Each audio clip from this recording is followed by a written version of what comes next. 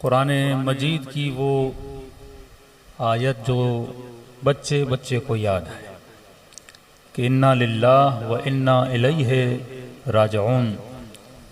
हम सब अल्लाह की तरफ से हैं और हम सब अल्लाह की तरफ पलट के चले जाएंगे। कई ऐसी चीज़ें जो हम डेली बेसिस पे दोहराते हैं लेकिन हम उनकी तरफ तवज्जो नहीं करते। जैसे अभी अल्लाहुम्मा कुल्ल वली कल हुज्जत इब्नुल हसन की तिलावत हो रही थी। कई लोग ऐसे थे जो दुआ पढ़ रहे थे और कई ऐसे थे जो दुआ सुन रहे थे और कई ऐसे थे जो आदतन सुन रहे थे, तवज्जो नहीं कर रहे थे। तो अक्सर हमारी दुआएं कबूल इसलिए नहीं होती क्योंकि जो लफ्ज़ इंसान अदा करता है उसे ये पता नहीं होता कि मैं अदा कर क्या रहा हूँ, तभी इंसान की दुआ कबूल नहीं होती। फ़र्क इंसान और हैवान यह है कि हैवान लफ्ज़ अदा करता है लेकिन उसे पता नहीं होता कि मैं अदा कर क्या रहा हूँ। आप किसी के घर में गए, पिंजरे में तोता था और तोते ने आपको बुरा भला कहना शुरू कर दिया, तो कोई अक्लमंद इंसान तोते पे गुस्सा नहीं करता। कि मैंने कई साल पहले एक मजलिस में कहा था, अगर तोता कहे काफिर काफिर शिया काफिर तो तोते पे गुस्सा करोगे? कहा नहीं मौलाना। मैंने कहा किस पे गुस्सा करोगे? कहा जिसने सिखाया है। क्योंकि तोते में न अक्ल है, न फहम है, न शऊर है। अब वो जो कहे उस पे गुस्सा करना जायज ही नहीं है क्योंकि उसे पता नहीं मैं कह क्या रहा हूं। तो मैंने कहा आजकल के मुसलमानों पे तो गुस्सा क्यों करता है? ये भी तो सारे तोते हैं ना, इनको क्या पता कि ये कह क्या रहे हैं। गुस्सा उस पे करो जो इनको सिखाता है, जो इनको बताता है। जब इंसान तोता बन जाए, जब उसकी अक्ल न रहे, सिर्फ नकल रहे, जब उसे ये पता ना हो जो मैं अपनी जबान से लफ्ज अदा कर रहा हूं उस लफ्जों का मतलब क्या है। एक जवान ने, एक न्यूज एंकर खातून थी, उसका क्लिप मुझे दिखाया। कहा कि मौलाना देखिए मौला अली के फजाइल कितने बयान कर रही है। अब उसमें शेर व शायरी भी थी, उसमें लफ्फाजी भी थी। अली करमल्लाहु वजहू कहाँ पैदा हुए, कहाँ शहादत मिली, जंग बद्र में क्या किया, जंग खैबर में क्या किया, खंदक में क्या किया। कहा मौलाना ये तो बड़ी मौलाइन है, इतने फजाइल पढ़ रही अली इब्न अबी तालिब की। मैंने कहा कोई बात नहीं, एक दिन आएगा अमीर शाम का, फिर सुन लेना उनके फजाइल कितने पढ़ती है। तो बाज ये जो न्यूज एंकर होते हैं या आपके लिए न्यूज पढ़ते हैं, उनकी अपनी अक्ल नहीं होती। सामने की स्क्रीन लगी होती है, अल्फाज चल रहे होते हैं, वो सिर्फ लफ्जों को देखकर लफ्जों को अदा कर रहे होते हैं। उसे क्या पता कि मैं लफ्ज अदा क्या कर रहा हूं। यही तो फर्क है मोहम्मद के कुरान पढ़ने में और उसके मानने वाले के कुरान पढ़ने में। क्या खवारिज कुरान पढ़ते नहीं थे? क्या करबला में जो इमाम हुसैन के मुकाबले में आए थे वो कुरान नहीं पढ़ते थे? क्या करबला में जब नमाज बपा हो रही थी, लश्कर हुसैन में जब नमाज अदा की जा रही थी और उसी नमाज की पहली रकत में जब सूरह हमद पढ़ी जा रही थी, क्या इमाम हुसैन सूरह हमद नहीं पढ़ रहे थे? का मौलाना पढ़ रहे थे। और मैंने कहा जो नमाज लश्कर यजीद के लश्कर में हो रही थी और वहां पर भी सूरह हमद ही तो पढ़ी जा रही थी ना। हमद पढ़ने वाला हमद पढ़ने वाले को कत्ल कर रहा है, कलमा पढ़ने वाला कलमा पढ़ने वाले को कत्ल कर रहा है। फर्क ये है, एक वो है जो ज़बान से जब लफ्ज अदा करता है तो लफ्ज समझ के अदा करता है, दूसरा वो है जो सिर्फ लफ्ज अदा करता है। एक आदमी जब हुसैन हुसैन करता है तो समझ रहा है मैं किस हुसैन का नाम ले रहा हूं, और दूसरा आदमी जब हुसैन हुसैन करता उसे नहीं पता, वो सिर्फ आदत के मुताबिक एक तोते की तरह, एक उस इंसान की तरह जिसे लफ्जों का ना माना पता है ना मफहूम पता है। तो मैंने बहुत पुराना जुमला ये कहा था, मैंने कहा लश्कर यजीद में जब नमाज पढ़ी जा रही थी, कई खेमे थे, एक खेमा हुर का था, एक खेमा शिमर का था, एक खेमा इब्ने साद का था। आशूरा के दिन आने वाले हैं, इन्हीं चीज़ों को समझने के लिए हैं। अगर तुम दुनिया से जाओगे तुम्हारी कद्र और कीमत तब है। अल्लाह ये नहीं कहेगा कि तुमने पूरी जिंदगी सूरह यासीन पढ़ी थी, तू पूरी जिंदगी मजलिसें सुनता था, तू डेली उठ के ज़ियारत आशूरा पढ़ता था। अल्लाह की आवाज़ आएगी जब पढ़ा था समझा था कि नहीं।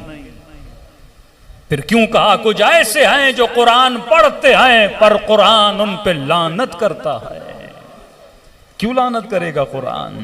तभी सोचा कि मुर्दे को जब कब्र में लिटाया जाता है उसके कांधों को हिला हिला के ये क्यों कहा जाता है कि इस्मा वफ़हम, सुन और समझ।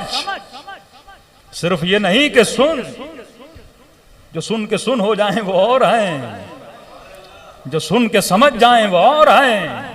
इस्मा व अफ़हम, सुन भी और समझ भी। सिर्फ मजलिस सुनोगे तो इस मजलिस का कोई फायदा नहीं जब तक मजलिस समझोगे नहीं। लश्कर यजीद में 10 से ज्यादा खुतबे इमाम हुसैन ने दिया है। वो सिर्फ सुन रहे थे और सुन भी रहा था, समझ भी रहा था।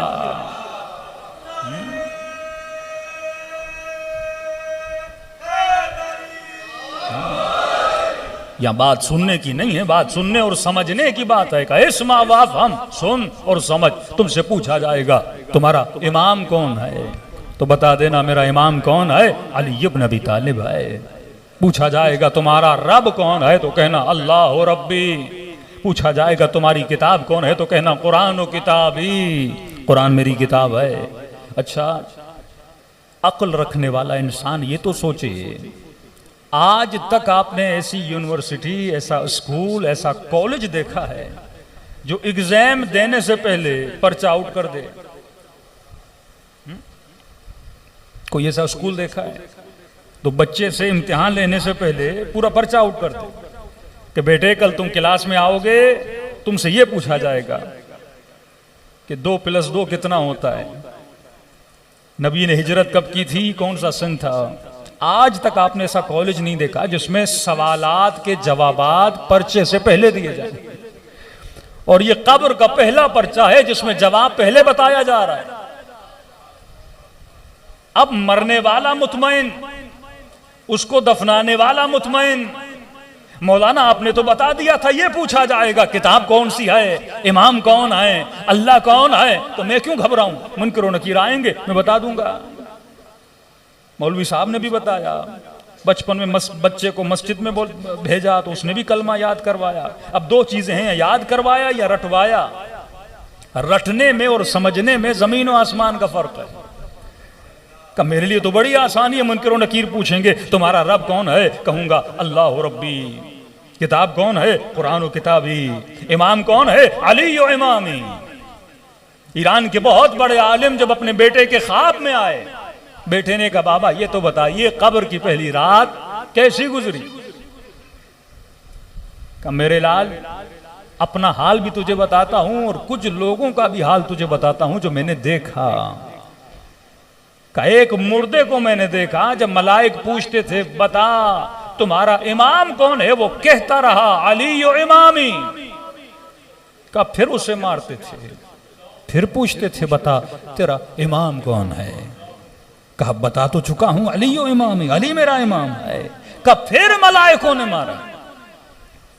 कहा ये शशोपंज में पड़ गया, कहीं मैं गलत जवाब तो नहीं दे रहा। हालांकि पूरी जिंदगी अली का मानने वाला और कब्र में यही जवाब देता रहा कि अली मेरा इमाम है। का जब मलाइकों ने 4थी बार पूछा और उसने सवाल दिया क्या मैं गलत जवाब दे रहा हूं, का जवाब गलत नहीं है, लेकिन जो तू कह रहा है वैसा तूने किया नहीं है। तू कह तो रहा है कि अली मेरा इमाम है, लेकिन तूने जिंदगी में अली को इमाम नहीं माना था।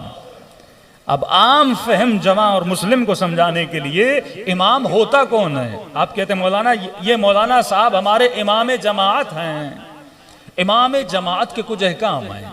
मसलन इमाम जमात आगे, आप हैं मामूम, वो है इमाम।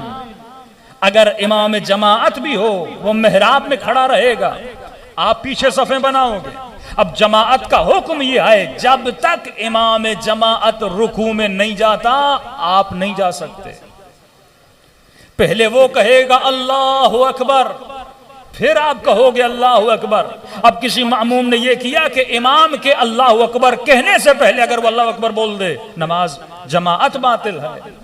अगर उसके रुकू में जाने से पहले तू रुकू में चला जाए, अगर उसके सजदे के उठने से पहले तू सजदे से उठ जाए, तो नमाज जमाअत सही नहीं है। वो जिक्र करेगा, तू खामोश रहेगा, वो रुकू में जाएगा, फिर तू रुकू में जाएगा। अरे जब तू 5 सेकंड इमाम जमाअत से पहले कुछ नहीं कर सकता तो अली से पहले कुछ कैसे कर सकता है?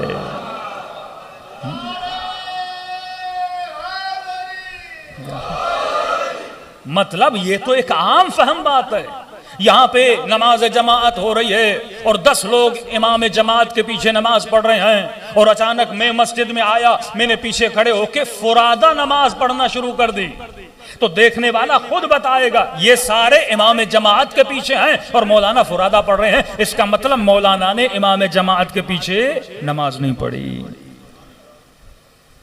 अब अली करें कुछ और हम करें कुछ, तो मेरा इमाम अली कैसे बना? सूरह यासीन के जुमले, अल्लाह तअबुदुश शैतान इन्नहु लकुम अदुव्वुम मुबीन। इबादत तो अल्लाह की जाती है, लेकिन अल्लाह मुसलमानों को कह रहा है कि शैतान की इबादत न करना, ये तुम्हारा खुला दुश्मन है। तो इबादत का मतलब सजदा करना नहीं है। करबला में शिमर शैतान की इबादत कर रहा था, सजदा खुदा को कर रहा था। इबादत का मतलब यह है जिसकी बात पे तू चलता है, जिसके कहे को तू मानता है, तो उसी की इबादत करता है। इबादत का मतलब यह है कि जिंदगी अगर अपनी मर्जी से गुजार रहा है तू अपनी इबादत कर रहा है, और जिंदगी अगर अल्लाह की मर्जी से गुजार रहा है तो खुदा की इबादत कर रहा है। तो बोला जाएगा तेरा इमाम अली नहीं था, तेरा इमाम तेरा नफ्स था, तेरा इमाम शैतान था, तेरा इमाम यजीद था, क्योंकि तू करबला अल्लाह के कहने पे नहीं गया, तू हुसैन को कातिल करने गया। किसके कहने पर? यजीद के कहने पर। तो सिर्फ लफ्ज को अदा करना अहमियत का हामिल नहीं है जब तक इंसान लफ्ज को समझे नहीं। तो मैंने कहा यही नमाज है। शिमर भी पढ़ रहा था, हुर भी पढ़ रहा था, और इसी नमाज में एक दुआया जुमला है सूरह हमद में कि इय्याक नअबुद व इय्याक नस्तईन, ऐ खुदा तेरी ही इबादत करता हूँ और तुझ ही से मदद मांगता हूँ। ऐ खुदा तेरी ही इबादत करता हूँ, तुझ ही से मदद मांगता हूँ। कौन सी मदद मांगता हूँ? इहदिना सिरातल मुस्तकीम, मुझे मदद कर ताकि मैं किस रास्ते पे चलूँ? सिरात मुस्तकीम के रास्ते पर चलूँ। अब नमाजें अदा हो रही हैं, शिमर भी ये दुआ कर रहा है, हुर भी ये दुआ कर रहा है। शिमर भी कह रहा है मुझे सिरात मुस्तकीम पे चला, हुर भी कह रहा है मुझे सिरात मुस्तकीम पे चला। लेकिन कुदरत का करिश्मा बड़ा अजीब है, दुआ एक ही थी, बंदे 2 थे। एक दुआ शिमर ने की थी, एक दुआ हुर ने की थी। जब शिमर ने दुआ की वो कातिले हुसैन बना, जब हुर ने दुआ की वो नासिरे हुसैन बना। तो सवाल तो बनता है परवरदिगारा, दुआ तो एक थी, नतीजे अलग अलग क्यों है? उसने भी वही लफ्ज अदा किए थे, इसने भी यही लफ्ज अदा किए थे। एक नासिर बन रहा है, एक कातिल बन रहा है, तो अल्लाह की आवाज आएगी। शिमर सिर्फ जिक्र कर रहा था, और जिक्र भी कर रहा था, साथ में फिक्र भी कर रहा था। तो जिक्री मुस्लिम की कोई कीमत नहीं होती, फिक्री मुस्लिम की कीमत होती है। जिक्री शिया की कोई कीमत नहीं है, फिक्री शिया की कीमत है।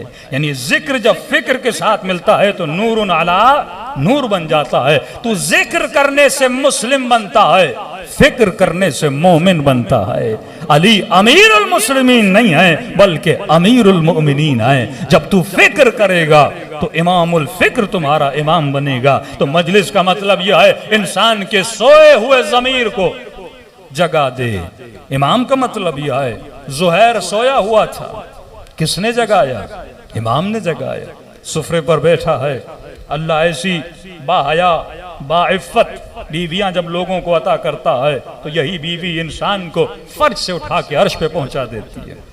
लेकिन अगर ज़ौजा इफ़्फ़त वाली न हो, हया वाली न हो, तो बंदा अर्श पर भी हो फर्श पे आके गिर जाता है। सुफरे पे बैठा है, अभी लुकमा उठाया ही था, खेमे के दर से आवाज आई कि ज़ुहैर अना बरीदुल हुसैन, मैं हुसैन का पैगाम लेकर आया हूं और तुझे हुसैन बुला रहे हैं। कहते लुकमा हाथ में, ज़ुहैर सोच रहा है करूं तो क्या करूं, क्योंकि पूरे सफर में गुलामों को कहा मेरा खेमा वहां लगाना जो मौला हुसैन से बहुत दूर हो, मैं नहीं चाहता कि मेरा सामना हो जाए फर्जंद ज़हरा के साथ। अब कहा कि हुसैन बुला रहे हैं, बुलावा आ गया, करे तो क्या करे।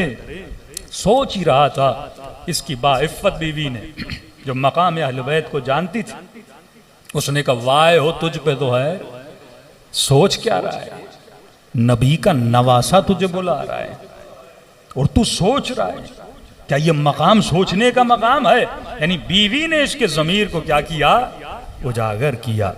वहीं पे लुकमा रखा, खेमे इमाम हुसैन में गया। दुनिया कहती है हमें नहीं पता, आज तक तारीख में नहीं आया कि इमाम हुसैन ने इससे बातें क्या की, लेकिन उलमा फरमाते हैं, तारीख के लिखने वाले लिखते हैं, जब खेमे में गया था चेहरे की रंगत और थी, और जब खेमे से वापस आया तो इसका चेहरा नूरानी हो चुका था, इसका चेहरा खिल चुका था। उलमाए अखलाक फरमाते हैं इमाम का काम क्या है, इमाम करता क्या है। जब आप करबला जाते हो कौन सा असर लेकर आते हो। आज जब मजलिस इमाम हुसैन में आते हो, एक मरतबा आप ऐसे आ गए मजलिस है, एक मरतबा अकीदा रख के आए कि हर मजलिस में अहले बैत आते हैं, हुजूर वाला अकीदा ना। फिर बंदा बैठेगा अदब के साथ, फिर सुनेगा अदब के साथ, फिर ये तसव्वुर करेगा मैं भी बैठा हूँ, इमाम हुसैन की निगाह भी इस मजलिस पर है, मलाइक भी इस मजलिस में है। हाँ, अहले बैत का फरमान, हम खुद आते हैं इन मजालिस में, फिर इस तसव्वुर से बैठेगा तो दिल में वो एहतराम भी होगा, वो अदब भी होगा, फिर कल्ब पे अल्लाह वो असर भी डालेगा कि इस मजलिस से कुछ लेकर उठ के चला जाएगा। तो फरमाते इमाम का काम क्या है, कहते इमाम का काम यह है, जिस तरह आपकी गाड़ी के शीशे पे धुंध चढ़ जाता है, आप फौरन वाइपर लगा के क्या करते हो, साफ करते हो। ये जो धुंध लगती है ये करती क्या है, शीशा तो सही है, आंखें तो सही हैं, ये नहीं कि आंखों की तवानाई कम हो गई है, आंखों की तवानाई अपनी जगह पर है, लेकिन वो धुंध जो है हमें हकीकत देखने नहीं देती। इतना गुबार चढ़ जाता है, इंसान रास्ता देख नहीं पाता, सही गलत की शिनाख्त कर नहीं पाता। का इमाम का काम यह है कि चढ़े हुए गुबार को दिल से हटा दे। जैसे गुबार हटेगा हकीकत सामने जाहिर हो जाएगी। कि यही इमाम हुसैन ने किया कि ज़ुहैर के दिल से इमाम ने गुबार को हटा दिया। जब गुबार हटा उसको हकीकत नजर आई, और जब इंसान को हकीकत नजर आ जाती है वो कभी भी अपने इमाम का साथ नहीं छोड़ता, चाहे वो सूली पर चढ़ जाए, चाहे अपने बच्चे कुर्बान कर दे। अरे मसीही थी ना, लेकिन उसने अपना बच्चा कुर्बान किया, क्योंकि जब उसने हकीकत को देख लिया। तो अगर हकीकत को देखना, दिलों से गुबार को हटाना है, तो इंसान को सोचना चाहिए जो जुमला में ज़बान से अदा कर रहा हूं उस जुमले का मतलब क्या है। सल्लल्लाहु पढ़े मोहम्मद वाले।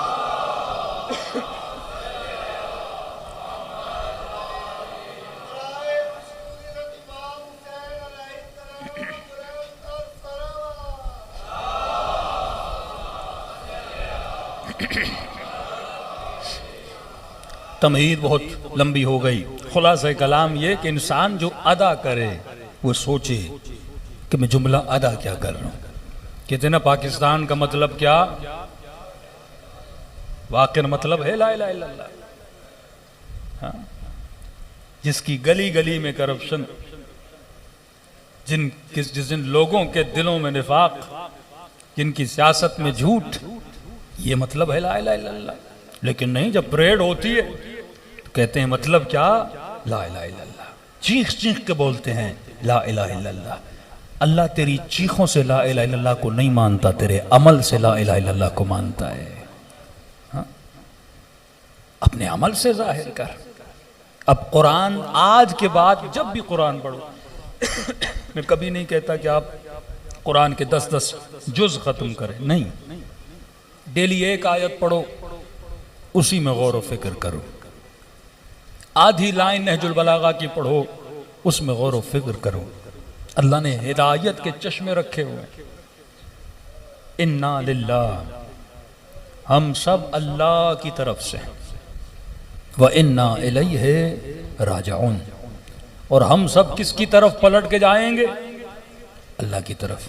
कल की मजलिस थी, उसके चंद नुक्ते जो मोमिनीन वहां नहीं थे आज बयान कर दूं। ये नहीं कहा कि तुम आओगे, कहा कि तुम सब मेरी तरफ पलट के आओगे। मैं आले मोहम्मद इमाम बारगाह आया, आप कहेंगे मौलाना आप फिर कब आएंगे? ये उसको बोला जाता है जो एक बार यहां से आकर जा चुका है। आप पलट के कब आओगे? अल्लाह ये नहीं कहता तुम सब मेरी तरफ आओगे, कहता मेरी तरफ पलट के आओगे। इसका मतलब हम पहले वहां थे, अब दोबारा हमें पलट के वहां जाना है।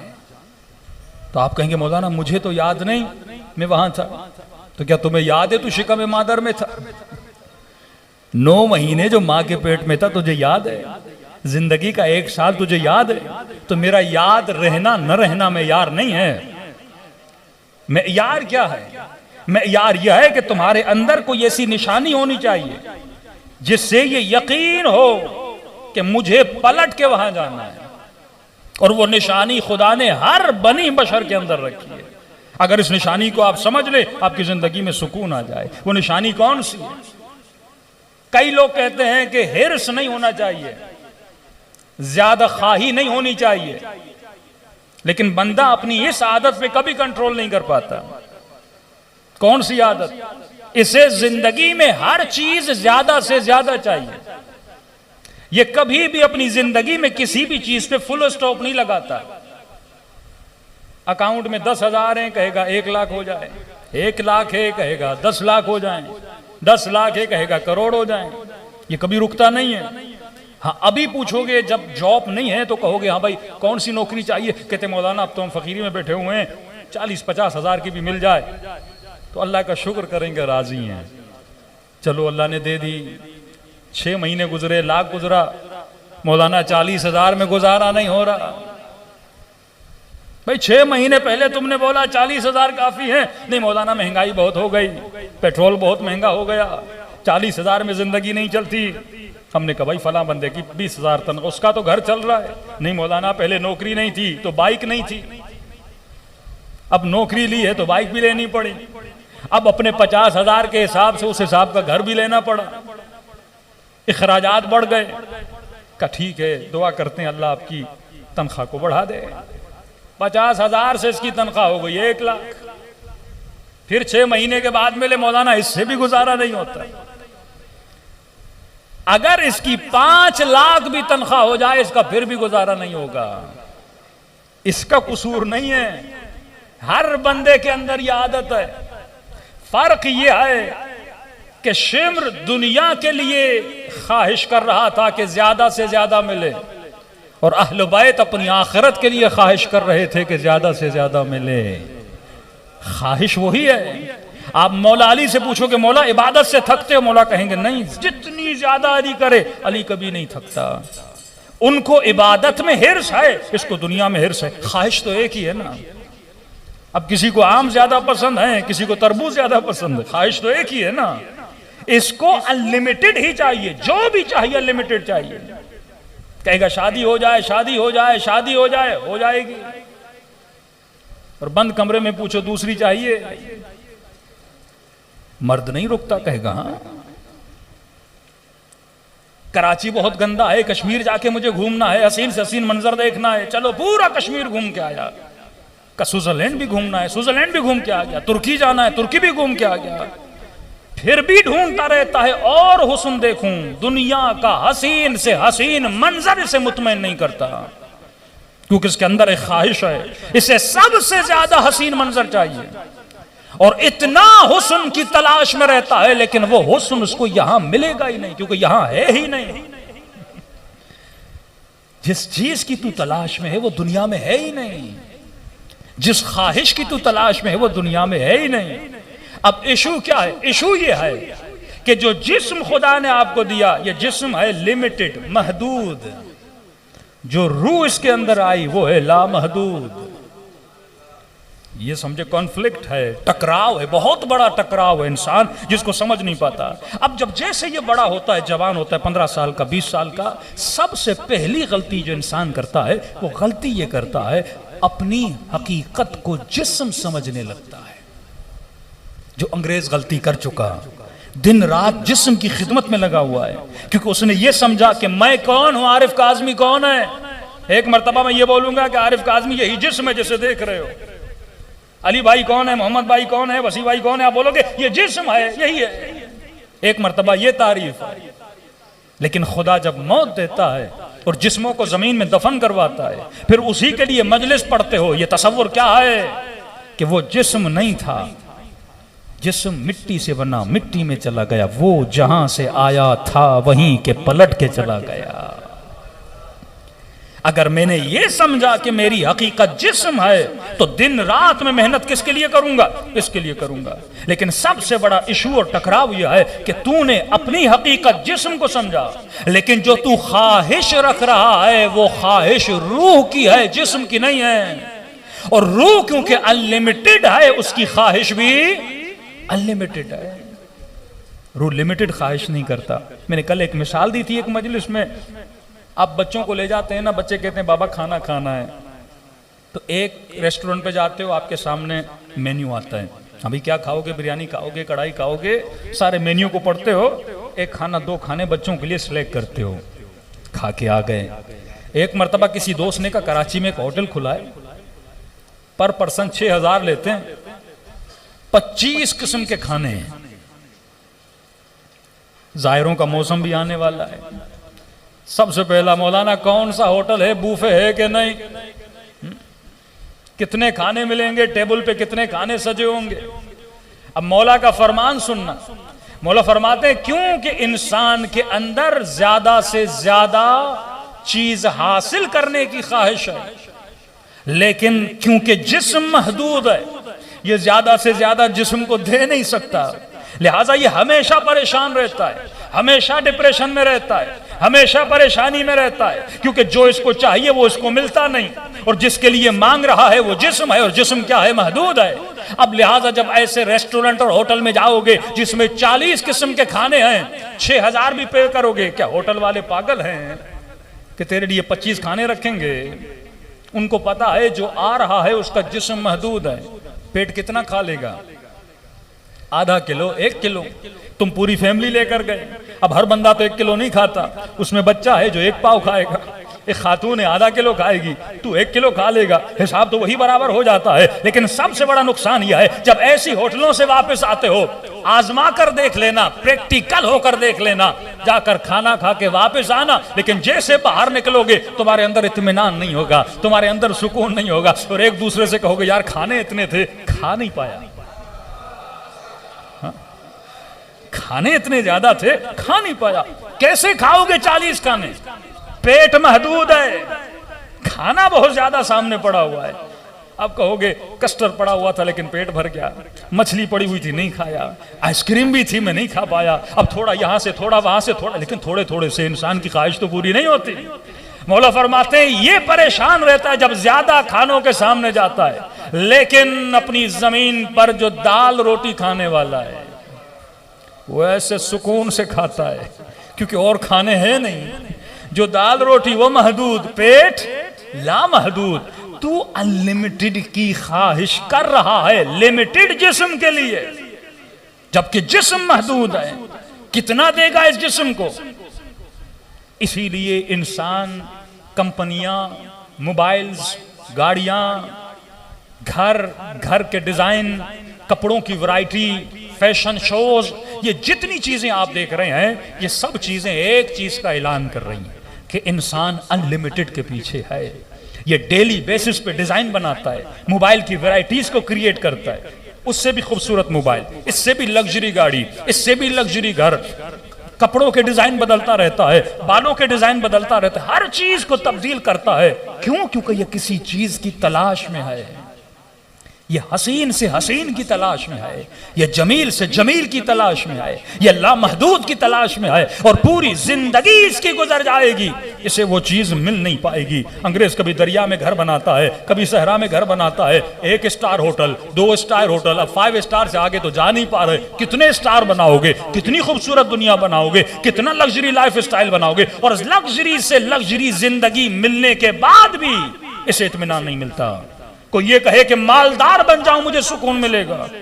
हॉलीवुड की बहुत बड़ी एक्ट्रेसेस जब उसने खुदकुशी की तो उसने लेटर लिखा कि मुझे मिलियंस मिल चुके हैं, बिलियनर खातून थी, का लेकिन अभी तक मुझे सुकून नहीं मिल रहा। मैं एक ऐसी चीज की तलाश में हूं जो मिल जाए, मुझे सुकून मिल जाए, क्योंकि जो कुछ कमा रही थी जिस्म के लिए, रूह जिसकी तलाश में था वो इसे मिल नहीं रहा था। कहा मैं खुद को मार रही हूं, शायद मरने के बाद वो मिले जिसकी मैं तलाश में हूं।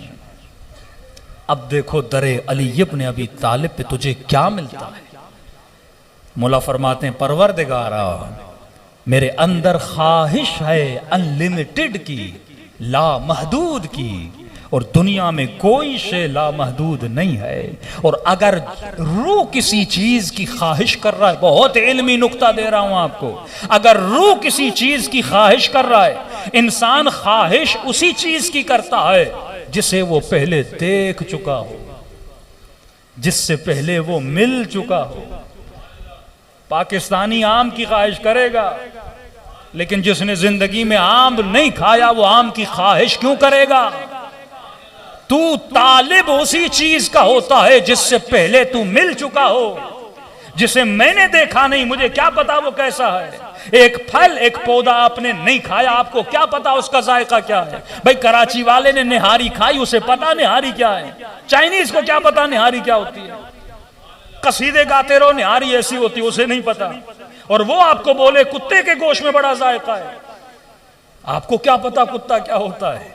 आपने कभी खाया नहीं, जब खाया नहीं तो ख्वाहिश नहीं, जो खाता है उसके अंदर ख्वाहिश पैदा होती है। तो अगर मैं अनलिमिटेड की ख्वाहिश कर रहा हूं, इसका मतलब मैं पहले उस जमाले मुतलक से मिल चुका हूं, मैं पहले उस हसीन से मिल चुका हूं, मैं उस वजूद से मिल चुका हूं, तभी मेरे अंदर वो तलब है, आतश है कि मैं दोबारा मिलूं। इसलिए मौला फरमाते हैं वो लामहदूद तुझे यहां नहीं मिलेगा, जिसकी ख्वाहिश है वो वजूद, वजूद परवरदिगार आलम है।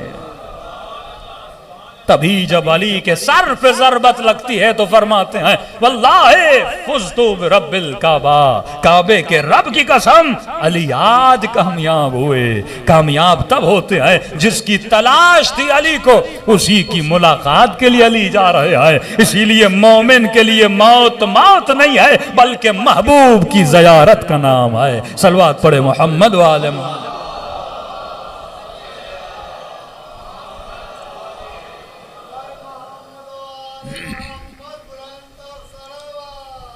अल्लाहुम्मा सल्ली अला मुहम्मद। इंसान दुनिया की किसी भी शय में रुकता नहीं है। इल्म की फील्ड में जाएं, इतना इल्म इंसान ने हासिल किया लेकिन रुकने का नाम नहीं लेता। और डिग्रियां और इल्म, दुनिया के हसीन से हसीन जजीरे, हसीन से हसीन मनाजिर इंसान ने कश्फ किए हैं, लेकिन कहता नहीं और हुस्न और हुस्न। मतलब दुनिया का हुस्न इसे मुतमईन नहीं कर रहा, इसे एक ऐसे हसीन की तलाश है जिसे देखने के बाद ये मुतमईन हो जाए। और वो जमाल मुतलक परवरदिगार आलम का जमाल है। तभी तो नमाज की हालत में मौला के पांव से तीर निकाला जाता है। अली को पता नहीं लगता, कैसे पता लगे? जो उसके हुस्न में गिरफ्तार हो जाए, जो उसके इश्क में गिरफ्तार हो जाए। भाई मिस्र की काफरा औरतें यूसुफ के हुस्न में थीं, उंगलियां काट ली। अली तो खालिक के हुस्न यूसुफ को देख रहा था।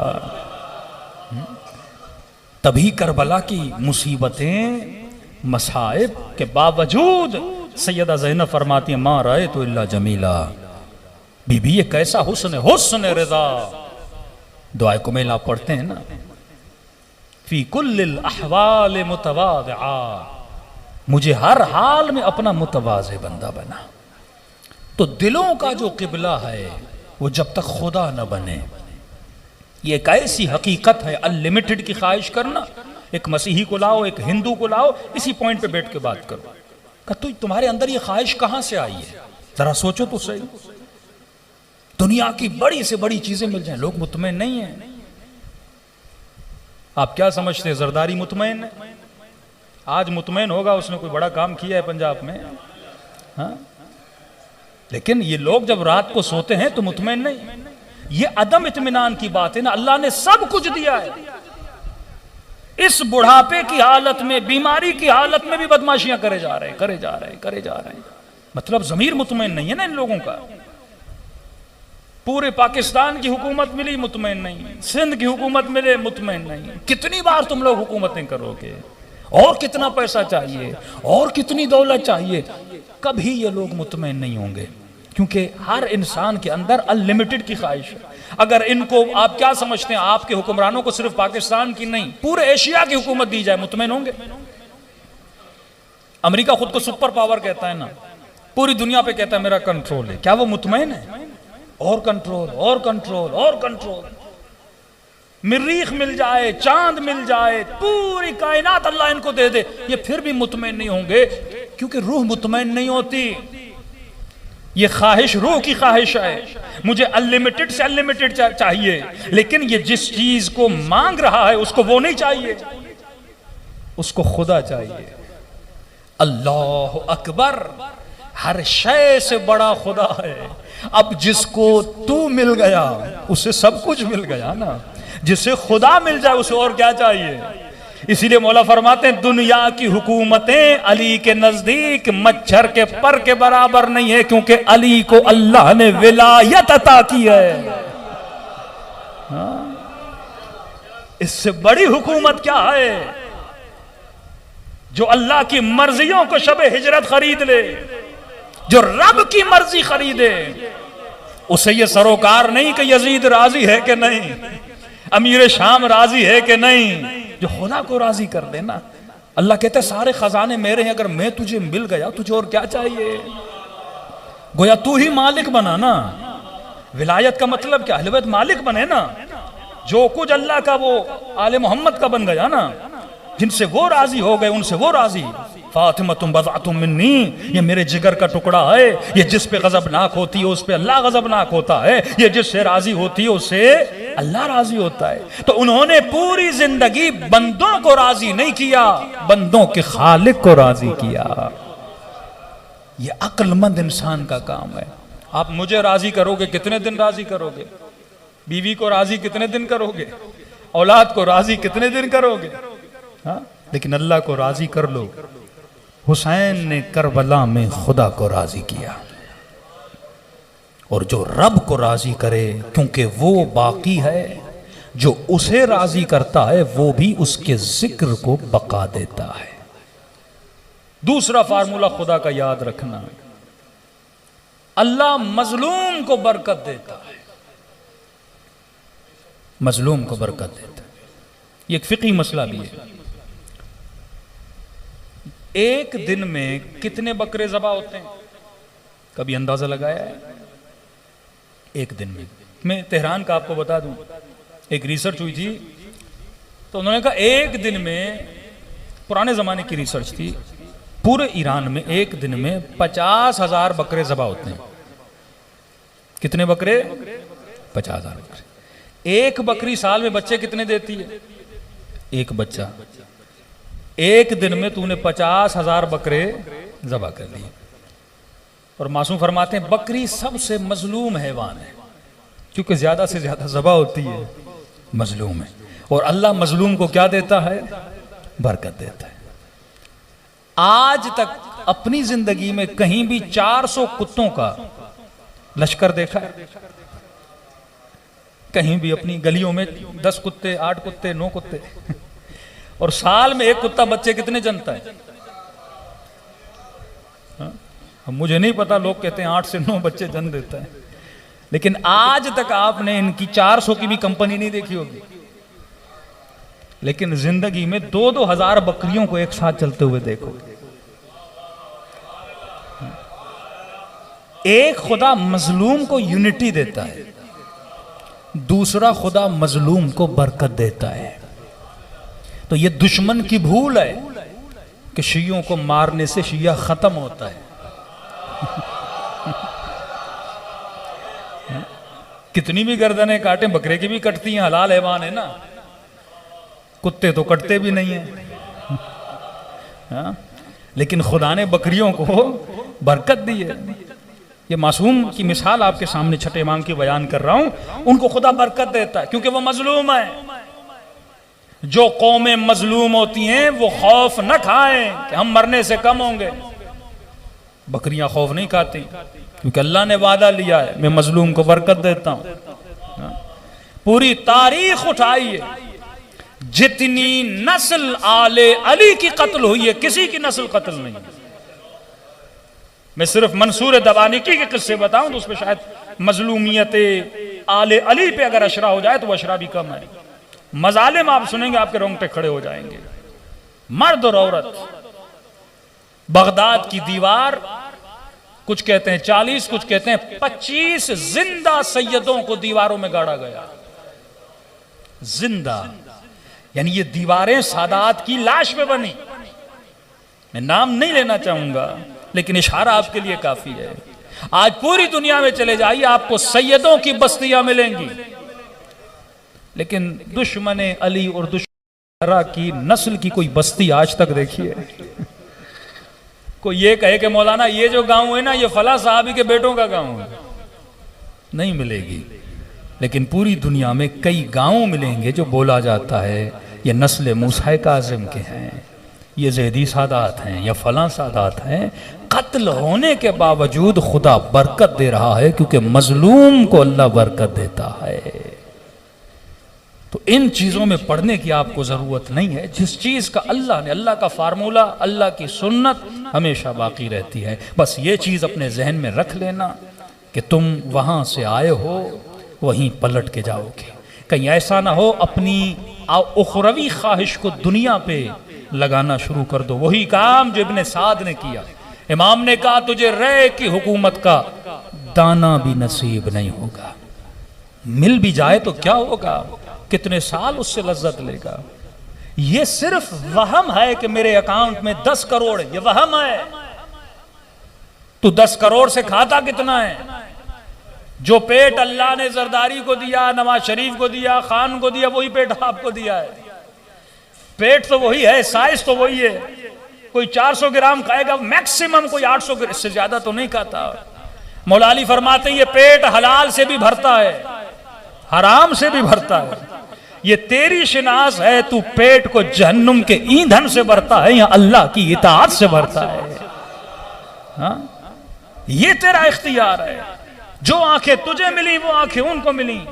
जिस्म में बरतरी नहीं है, मौलाना फला गोरा है, फला कद का बड़ा है। ये जो मुफाखिरा करते हैं अपने हुस्न पर, अल्लाह को सख्त नाराजगी होती है। मोमिन फख्र करता है तो अपनी तकवा पे फख्र करता है, अपने जाहिर पे फख्र नहीं करता कि मेरी आंखें खूबसूरत हैं, मेरा जिस्म खूबसूरत है।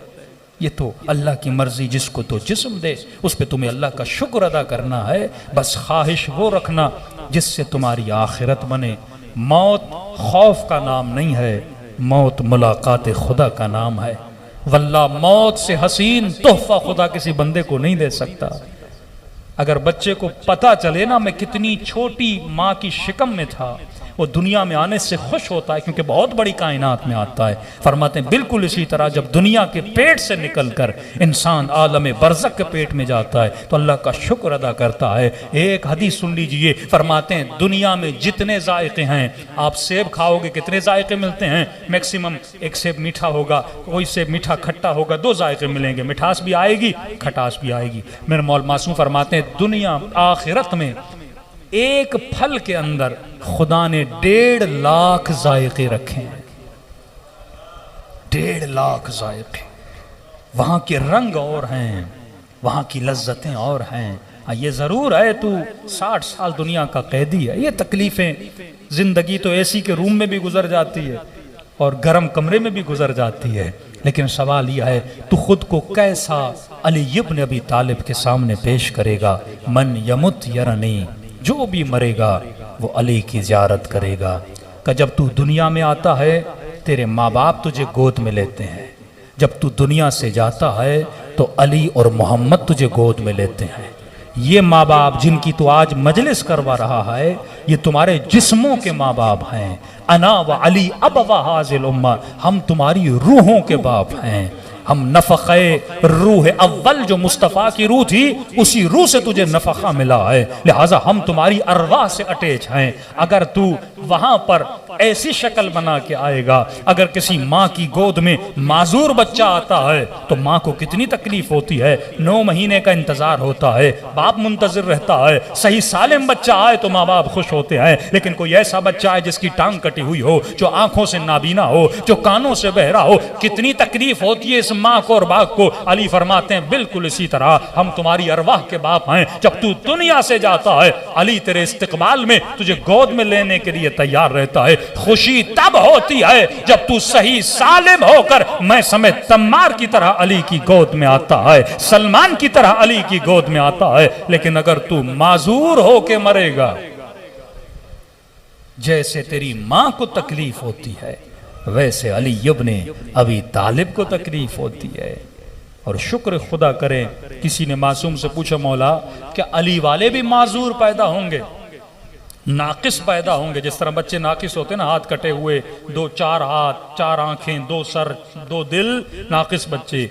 मासूम फरमाते हैं बरज़ख में नाकिस वो आएगा जो काफर होगा, मुनाफिक होगा, मुशरिक होगा। ये सारे नाकिसुल उज़्व पैदा होंगे, और क्योंकि नाकिस होंगे आखिरत की लज्जतों से फायदा नहीं ले पाएंगे, खालिदीन फिया हमेशा तकलीफ में रहेंगे। अब बंदे के पास आंखें ना हो, वो दुनिया के नज़ारे कैसे देखे? तकलीफ में है ना। आपके पास जबान हो, आप कुछ बोलना चाहते हो, बोल नहीं पाते, तकलीफ में हो ना। दुनिया तकलीफ नहीं दे रही क्योंकि खुद नाकिस हो, खुद को तकलीफ मिल रही है। फरमाया बिल्कुल इसी तरह ये तकलीफ में होंगे, ये अपनी जहन्नुम अपने साथ लेकर आएंगे, अल्लाह नहीं बनाएगा। ये खुद नाकिस होकर आएंगे, लज्जतों से फायदा नहीं ले पाएंगे, लिहाजा तकलीफ में होंगे। का मौला आपका चाहने वाला कैसे आएगा? का एक सही सालिम आएगा, जैसे सलमान है, जैसे मैसम है, जैसे मालिक है, जैसे खुमैनी और बहजत थे। और फरमाया कुछ जो हैं बीमार पैदा होंगे या इजाफी लेकर आएंगे। कोई बच्चा पैदा होता है ना, 6 उंगलियां होती हैं, एक काटो तो सही सालिम हो जाता है, लेकिन तकलीफ तो होती है ना। किसी की हड्डी ज्यादा, ऑपरेशन करके काटनी पड़ती है। फरमाया कुछ ज्यादती में आएंगे, कुछ कमियत में आएंगे। जो ज्यादा आएगा उसको भी तकलीफ होगी क्योंकि बरज़ख में उसका इलाज किया जाएगा, और जो बीमार आएगा वो भी तकलीफ में होगा क्योंकि आलम बरज़ख में उसका इलाज किया जाएगा। इसलिए मौला फरमाते मैं तुझे दुआए कुमैल देकर जा रहा हूँ, दुआए अरफा देकर जा रहा हूँ। वहाँ इलाज न कराना क्योंकि वहाँ बड़ी तकलीफ है, दुनिया में अपना इलाज करके आना। मैंने तेरे इलाज के लिए हॉस्पिटल खोला है। मौला वो हॉस्पिटल कौन सा है? कि मैंने तेरे लिए मजलिस हुसैन का हॉस्पिटल बनाया है। ये बीमारिस्तान है, ये मरीजों को शफा देने का हॉस्पिटल है। आओ जिक्र हुसैन से शफा लेकर जाओ, आओ अली के फरमान से अपने वजूद को ठीक करके जाओ। और बीमार था लेकिन हुसैन के शफा खाने में हुर को शफा मिली।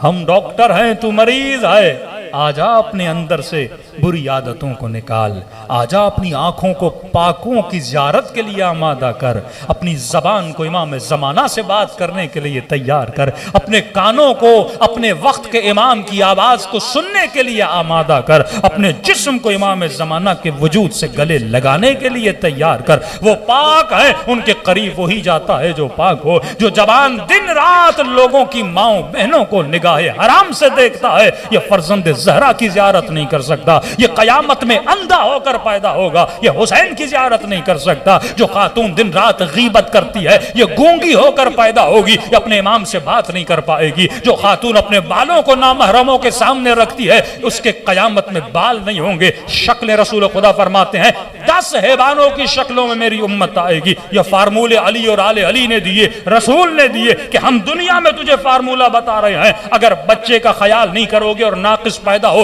अल्लाह का कसूर नहीं है, तूने बच्चे का ख्याल नहीं किया था। इसी तरह जब आलम बरज़ख में तू नाकिस और बीमार पैदा होगा, कसूर अहले बैत का नहीं है, तूने अली की बात को नहीं माना था। ये 7 आज़ा है, फार्मूले बड़े इजी हैं। आंखों को गुनाह में आलूदा न करना, गंदी चीजों में आलूदा न करना, गंदी फिल्मों में आलूदा न करना, लोगों लोगों के नामूस को देखकर आलूदा न करना, अपनी ज़बान से गीबत न करना, लोगों पे तोहमतें न लगाना, कानों को गीबतों में न धरना। अगर कोई किसी की बुराई कर रहा है उस महफिल से उठ के चले जाओ। अगर कोई किसी की गीबत कर रहा है बुलंद आवाज से सलवात पढ़ना शुरू कर दो, वहीं पे उसे टोको। ये कान जिक्र अली सुनने के लिए बने हैं, अली वालों की बुराइयों के लिए सुनने के लिए नहीं बने। ये कान अल्लाह का जिक्र करने के लिए बने हैं, ये ज़बान जिक्र खुदा के लिए बनी है, गीबत के लिए नहीं बनी। ये कैसा अली का चाहने वाला नौजवान है, दिन रात मुंह में गुटका रहता है, पान रहता है, नशा करता रहता है, थोड़े थोड़े गुस्से पे गालियां देना शुरू कर देता है। अब ये तवक्को रखता है कि मैं हुसैन को सलाम करूं और इमाम हुसैन मुझे जवाब दें। अरे वो नजिस जबानों को जवाब नहीं देते, वो मैं समेत तमार जैसी जबानों को सलाम करते हैं, वो सलमान जैसी जबानों को सलाम करते हैं। तो ये जबान जो जिक्र अली करती है उस जबान से निजासत नहीं आनी चाहिए। जो आंखें ज़ियारत आशूरा पढ़ती हैं उन आंखों से गुनाहों की तरफ निगाह नहीं होनी चाहिए। ये याद रखना, गुनाह की ख्वाहिश हर इंसान के वजूद में है, ख्वाहिश नफ्स हर इंसान के वजूद में है, लेकिन याद रखना ये आंखें इसलिए नहीं बनी ताकि तू गुनाह करे, ये आंखें इसलिए बनी हैं ताकि तू फर्जंदे ज़हरा की ज़ियारत करे। आयतुल्लाह उज़्मा नराकी, उनकी बेटी का वाक़या सुन लीजिए। बाइफ़्फ़त खातून, आज वल्लाह जिस चीज़ की माशरे में कमी है, एक मरहूमा की मजलिस है, दो जुमले ख़वातीन के लिए अर्ज कर दूं। आज गैरत को लूटा जा रहा है, आज हया को लूटा जा रहा है। एक मोमिना ने कहा कि मौलाना मैंने ख्वाब देखा है, इमाम ज़ैनुल आबिदीन ने सिफारिश की कि कहो अपने मौलवियों को, कहो मिंबर पे आने वालों को कि हया पे मजलिसें पढ़ें, हिजाब पे मजलिसें पढ़ें। हर किसी की पहचान होती है, हर कौम का यूनिफॉर्म होता है। सैयदा ज़ैनब की चाहने वाली का यूनिफॉर्म ये चादर है, ये हिजाब है। और इमाम ज़माना के चाहने वाले जवानों का यूनिफॉर्म गैरत है। वो भाई कैसा जिसमें गैरत नहीं, वो शोहर कैसा जिसमें गैरत नहीं। जिसकी बहन बेहिजाब होके जा रही है, भाई को गैरत नहीं आ रही। और मौला गैरतमंद की तारीफ बताते हैं, वो गैरतमंद हो ही नहीं सकता जो बहन के सर पे चादर रखे और अपनी निगाहें औरतों के पीछे का। ये सबसे बड़ा बेगैरत है जो दूसरों की माँ बहनों को तो देखना पसंद करता है पर अंदर में कहता है मेरी माँ बहन को कोई ना देखे। कब मुकाफात अमल होती है, याद रखना, तू देखेगा कोई तेरी माँ बहन को भी देखेगा। तो अगर ये सोच जवान के अंदर हो ना, अगर मैं देख रहा हूं मेरी बहन को कोई देखेगा, वल्लाह गैरतमंद जवान कभी निगाह को नामहरम की तरफ नहीं उठाएगा। मेरे चौथे इमाम फरमाते मिंबर से पढ़ो, आज हया पे हमला हो रहा है, आज कल्चर को तबाह किया जा रहा है, आज तुम्हारे घरों से चादरों को छीना जा रहा है टीवी के जरिए, मीडिया के जरिए। ये वाकयात क्या हैं कि शिया लड़कियां घरों से जा रही हैं। ये क्यों है? क्योंकि हम तवज्जो नहीं कर रहे अपने बच्चों की तरबियत की तरफ। वो माँ कयामत में क्या मुंह दिखाएगी जनाब सैयदा को, जिससे बीबी पूछेगी ये तूने तरबियत की थी। खातून का काम जॉब करना नहीं है, नौकरी करना नहीं है, सिर्फ पैसे कमाने के लिए गुर्बत में रहो लेकिन अपने बच्चों की तरबियत करो।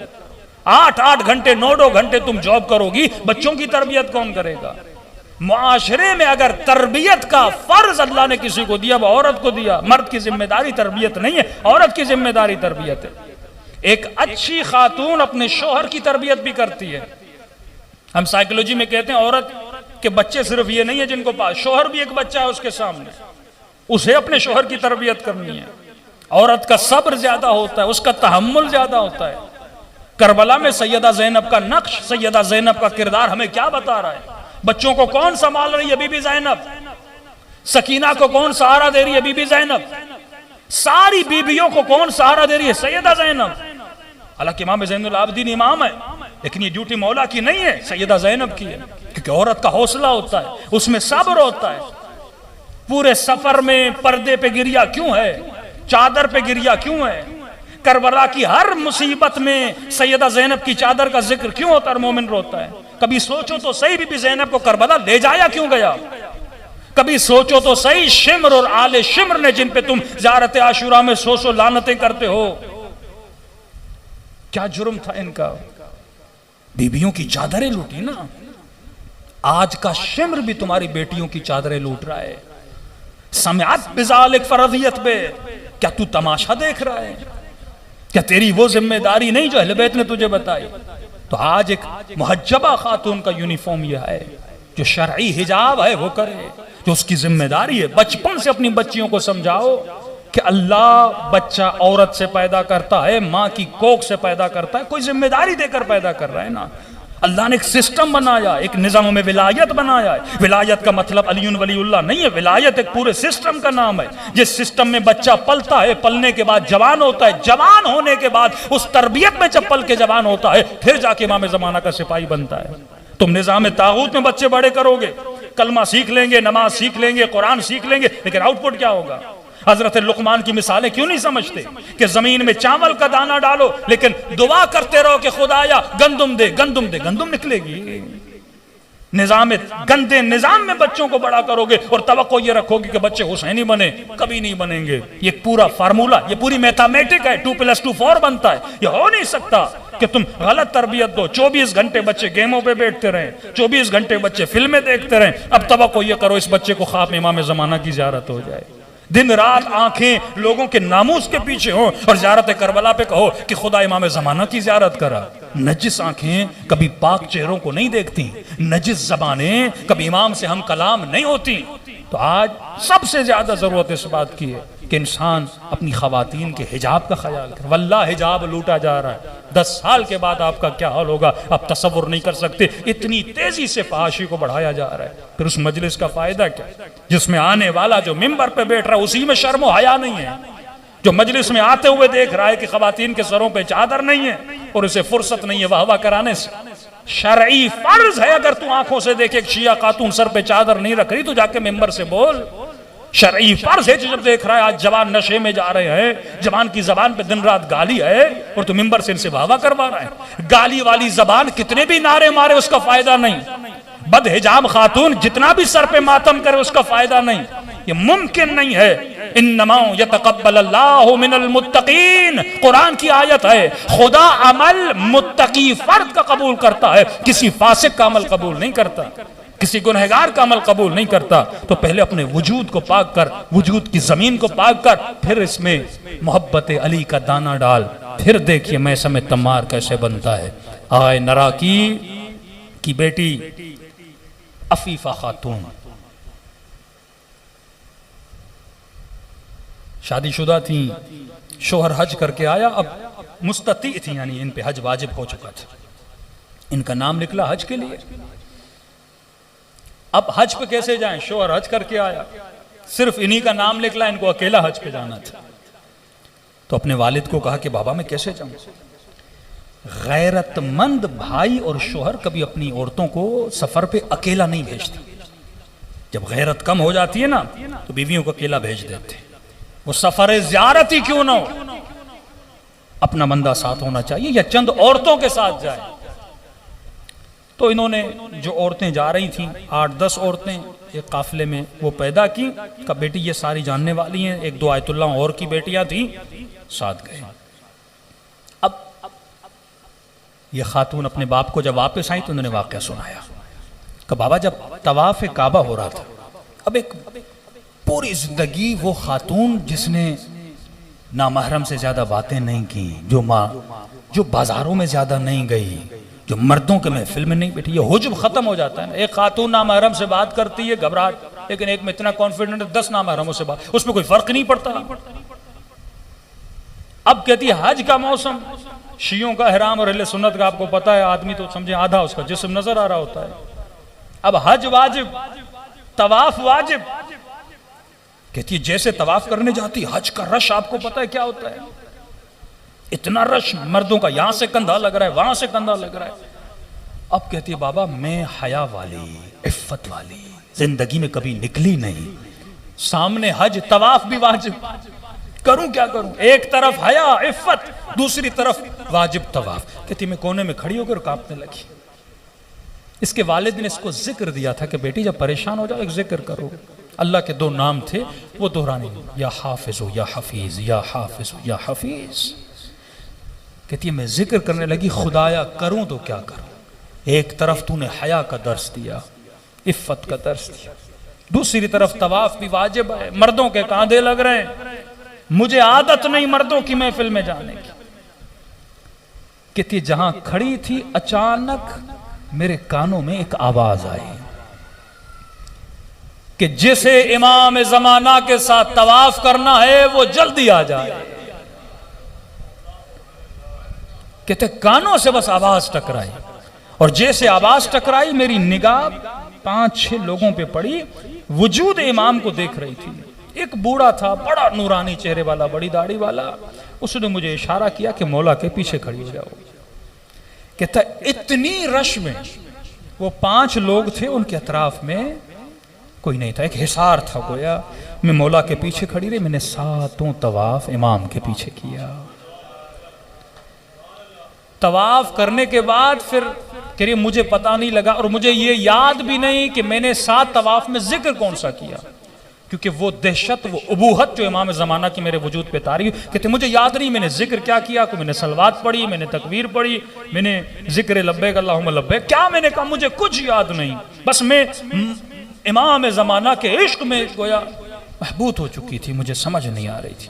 फिर जाके मैं वहीं जाके खड़ी हो गई जहां पे पहले खड़ी थी, यहां तक कि वो मेरी आंखों से ओझल हो गए। चेहरा मैंने इमाम का नहीं देखा, आवाज मैंने सुनी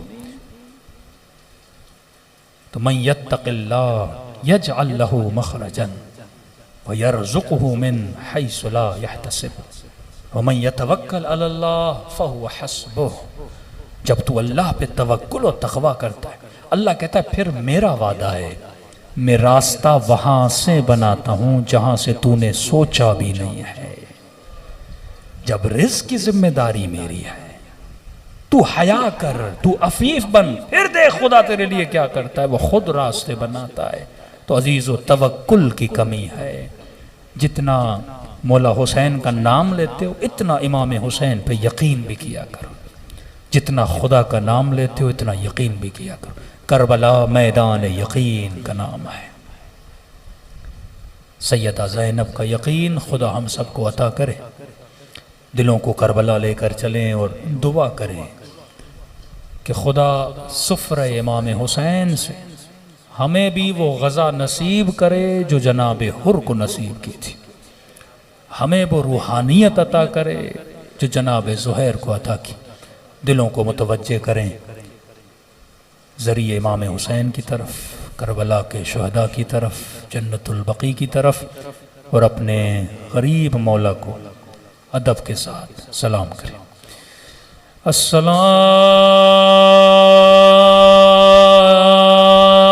अलल हुसैन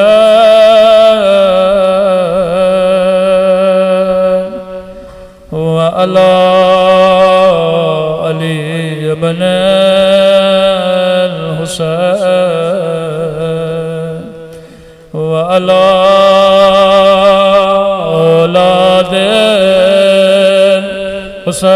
हुसैन व अला अस्हाबिल हुसैन। सब मिलके अस्सलामु अलल हुसैन व अला अली इब्न हुसैन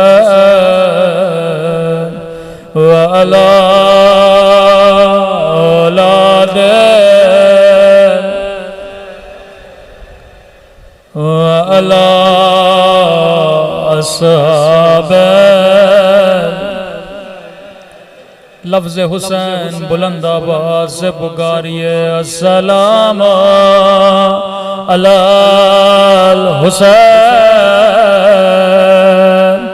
व अला अली इब्न हुसैन व अला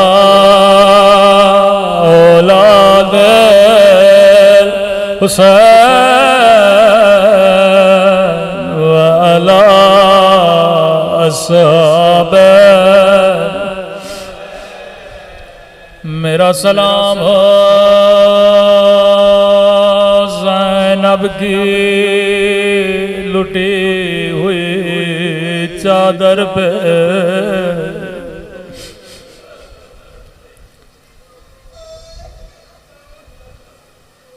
अगर किसी भाई की बहन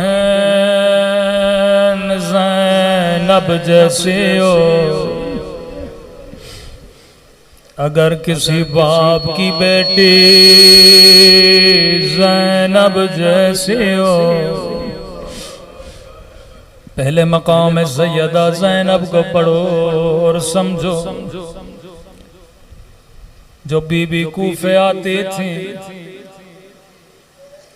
अली कहते थे हसन इंतजार करो, बाजार बंद होने दो, लोगों को अपने घरों में जाने दो। भाइयों के हिसार में बीबी ज़ैनब आती थी।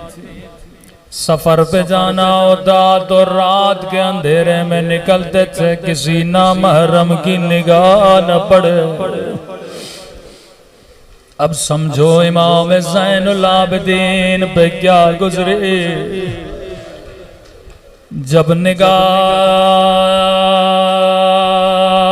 बीबी ज़ैनब के खुले सर पे पड़े, ठंडी सांस लेके कहा, ऐ काश सज्जाद को कभी सज्जाद की माँ ने पैदा न किया होता।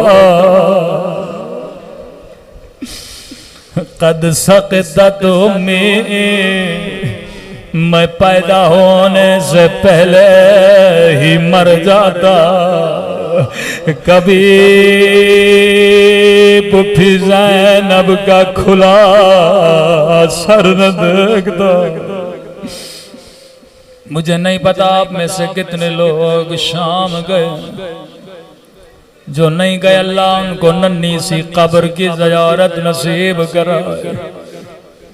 मैं एक बार शाम गया, जब शाम की बाजार से गुजरा, जब ज़ैनबिया गया, मैंने बीबी ज़ैनब के रोजे को देख के मैंने कहा, बीबी मैं शाम के बाजार से होके आया।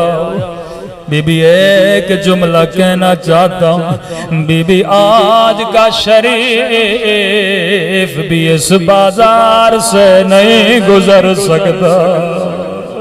मुझे नहीं पता अली की बेटी उस बाजार से कैसे गुजरे।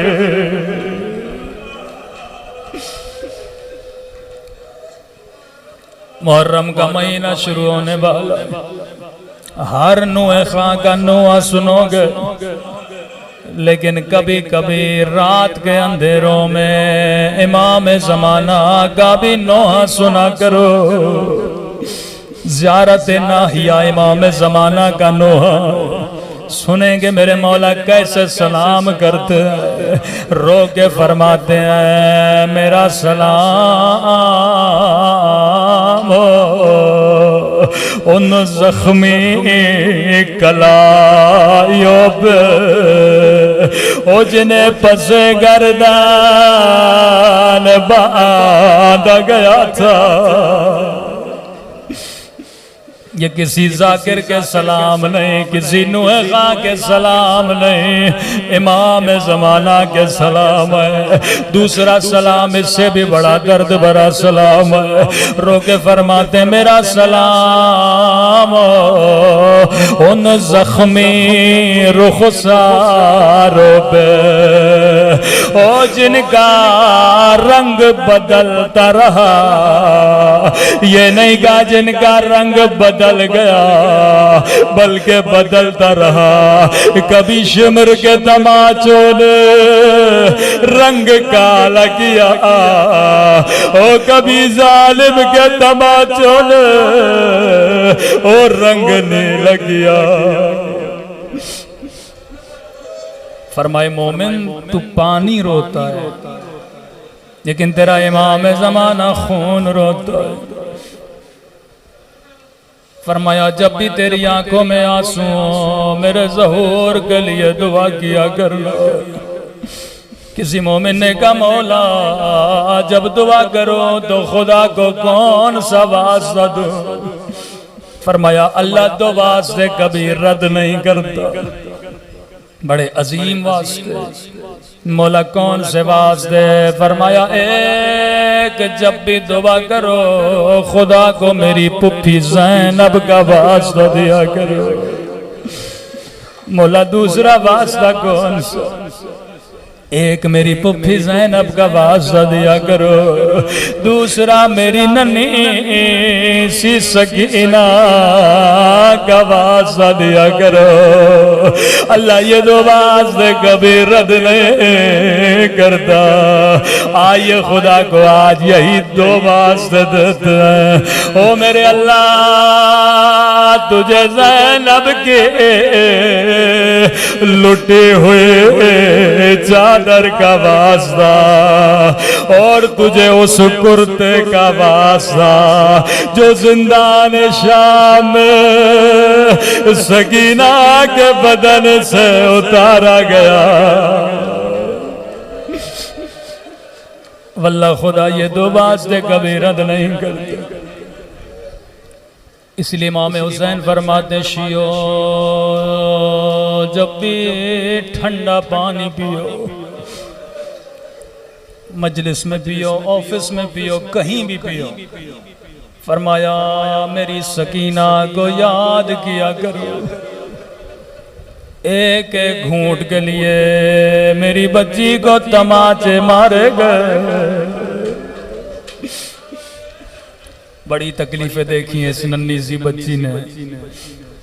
रिवायत के जुमले आए, काफिला कूफे में पहुंचा, नन्ही सी बीबी ज़ैनब की गोदी में आहिस्ता से कहा पुप्पी अम्मा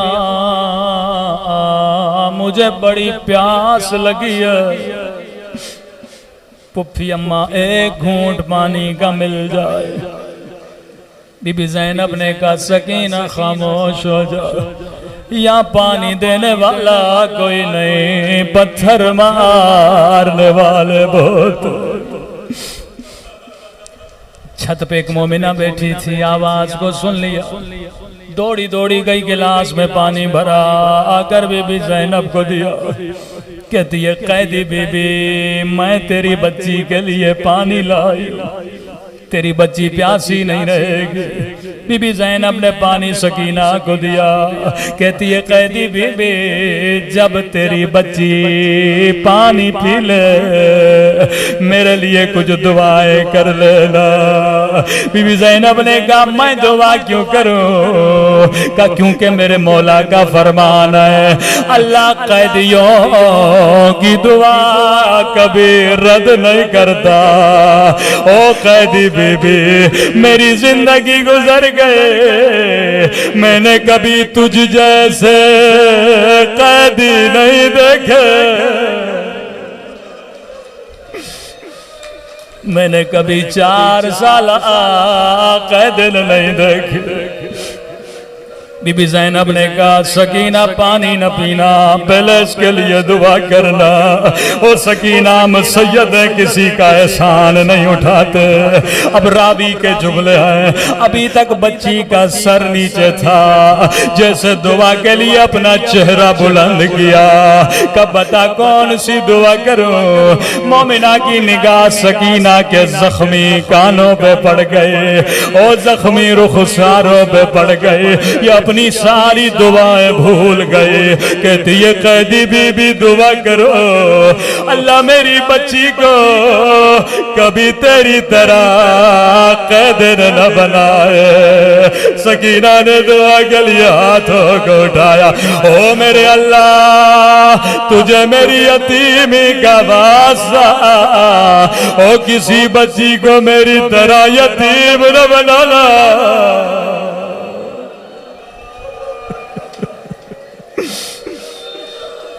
किसी बच्ची को मेरी तरह कैदी यतीम न बनाना।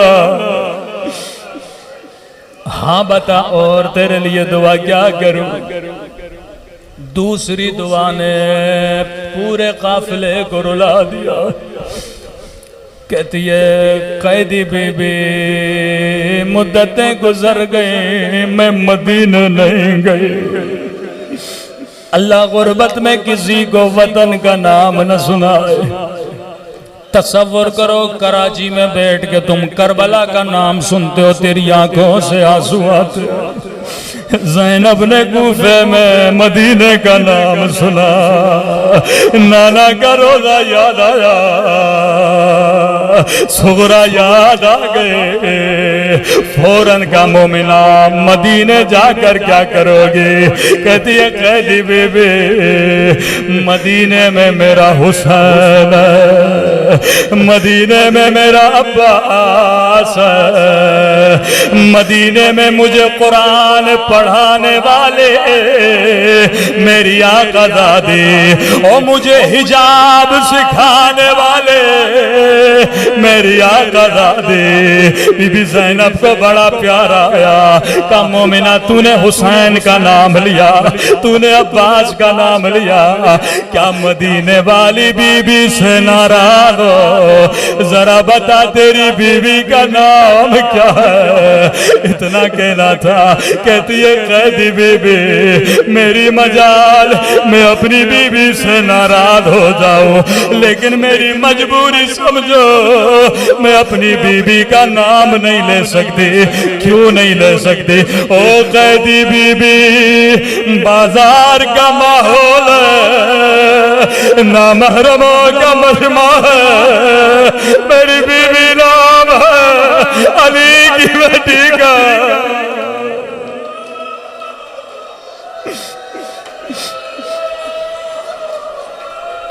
मैं अपनी बीबी का नाम नहीं ले सकती।